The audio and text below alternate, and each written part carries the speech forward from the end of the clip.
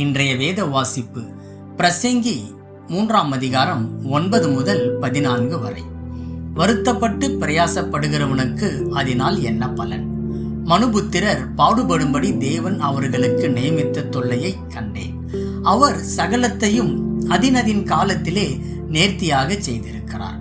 உலகத்தையும் அவர்கள் உள்ளத்திலே வைத்திருக்கிறார். ஆதலால் தேவன் ஆதி முதல் அந்த மட்டும் செய்து வரும் கிரியையை மனுஷன் கண்டுபிடியான். மகிழ்ச்சியாய் இருப்பதும் உயிரோடு இருக்கையில் நன்மை செய்வதுமே அல்லாமல் வேறொரு நன்மையும் மனுஷனுக்கு இல்லை என்று அறிந்தேன். அன்றியும் மனுஷர் யாவரும் புசித்து குடித்து தங்கள் சகல பிரயாசத்தின் பலனையும் அனுபவிப்பது தேவனுடைய அனுகிரகம். தேவன் செய்வது எதுவோ அது என்றைக்கும் நிலைக்கும் என்று அறிவேன். அதனோடு ஒன்றும் கூட்டவும் கூடாது, அதிலிருந்து ஒன்றும் குறைக்கவும் கூடாது. மனுஷர் தமது சமூகத்தில் பயந்திருக்கும்படி தேவன் இப்படி செய்து வருகிறார். இன்றைய நற்செய்தி. மெய்யான மகிழ்ச்சி. 10ஆம் நூற்றாண்டில் ஸ்பெயின் நாட்டின் கொர்டோபா பகுதியை 3ஆம் அப்துல் ரஹ்மான் ஆட்சி செய்தார். தன்னுடைய மக்களால் நேசிக்கப்பட்டவராய், எதிரிகளை பயமுறுத்தியவராய், கூட்டாளிகள் மத்தியில் நன்மதிப்பு பெற்றவராய் 50 ஆண்டுகள் வெற்றிகரமாய் ஆட்சி செய்த பின்பு தன்னுடைய வாழ்க்கையை திரும்பி பார்த்தார்.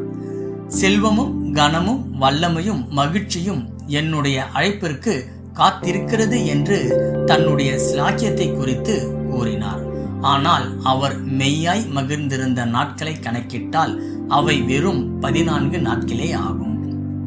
பிரசங்கியின் ஆசிரியரும் செல்வமும் கனமும் அதிகம் கொண்டவர், வல்லமையும் மகிழ்ச்சியும் உடையவர்.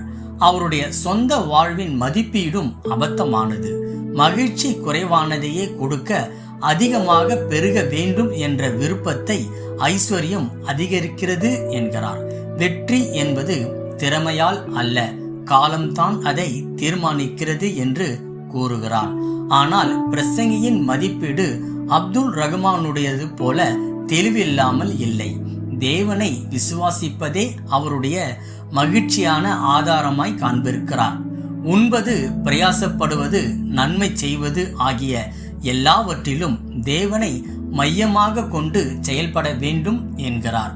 ஓ மனிதனே, உன்னுடைய நம்பிக்கையை இந்த உலகின் மீது வைக்காதே என்று அப்துல் ரஹ்மான் தன் முடிவை தெரிவிக்கிறார்.